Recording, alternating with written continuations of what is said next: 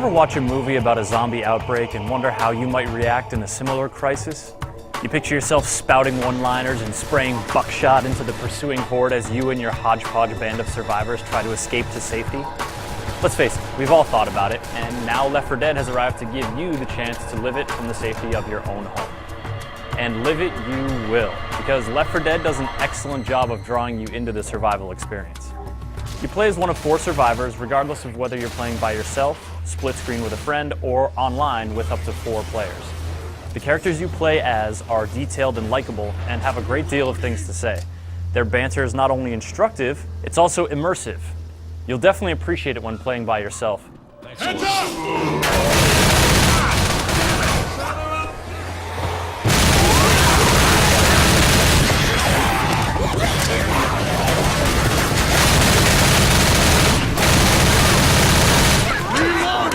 Though you may not appreciate the AI's reluctance to use pipe bombs or refusal to join you on a safer, elevated position. Left 4 Dead is definitely best when played with a group of other human players, because on-the-fly strategy is so key to your survival. Though your teammates' voices may drown out the in-game characters, hearing that note of desperation creep into your buddy's voice as he cries out for help is more immersive than any pre-recorded voice could ever be. Teamwork is essential, so if you run across an uncooperative player online, they can really sour things up. Fortunately, Left 4 Dead features a voting system that allows you to call a vote to change the difficulty or boot a player. This is especially important because friendly fire is always on, so someone could... What? Oh, yeah, I said always on. So watch where you're pointing that shotgun, or automatic rifle, or pistol for that matter. All the weapons are effective and fun to use, though the guns you get when you're further along in each campaign are decidedly more fun and deadly.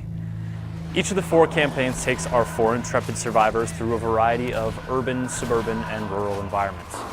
These environments are grim and bleak, and cluttered with the detailed remains of a society overrun. They are also cluttered with zombies, or infected, or normatively challenged humanoids.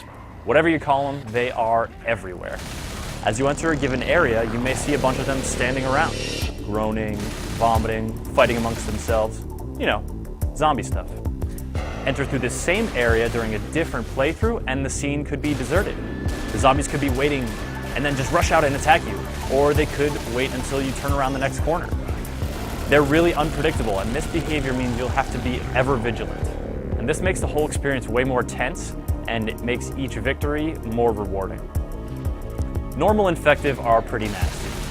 They're those speedy kind of nasty zombies that run at you pell-mell, barreling towards you as fast as they can without falling down.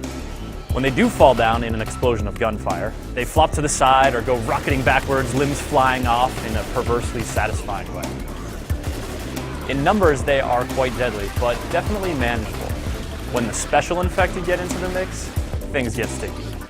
These guys have special powers that can throw a huge wrench into your strategical gears, turning a bad situation into a holy crap I'm gonna die situation. Without going into too much detail, vomiting, clawing, and frog-like tongue grabbing are just some of the nasty abilities you'll have to contend with. If these abilities sound oddly intriguing, then wait till you hear about the Versus mode. In this online mode, up to 8 players can compete in 2 teams of 4. One team plays as the survivors, and the other team spawns as the special infected. If you thought getting through a level alive was a tough proposition, wait until you've got a team of human players coordinating their fiendish zombie assaults. The infected can respawn, while survivors cannot. So the longer survivors take to get through, the more shots the infected get. This adds a whole new level of tension and makes for some heated, intense games. Once the survivors die or complete the level, the teams switch sides. Versus mode is great because it requires a whole different kind of strategy. Rather than fighting off a huge nebulous force as you progress towards an objective, you have to set up ambushes and execute targeted strikes on a small group. Thinking like a survivor and thinking like an infected are 2 distinctly challenging yet equally engaging ways to play Left 4 Dead.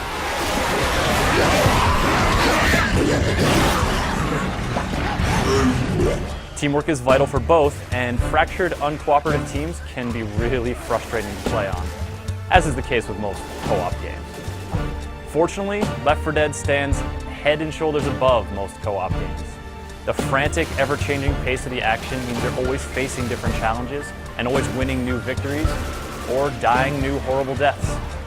Only 4 campaigns to play through, this dynamic element is essential and keeps the game feeling fresh each time you go through it. So if you've got a few friends with even a passing interest in first-person shooters or the zombie apocalypse, Left 4 Dead will provide you all with plenty white-knuckle, zombie blasting, survivor mauling good times.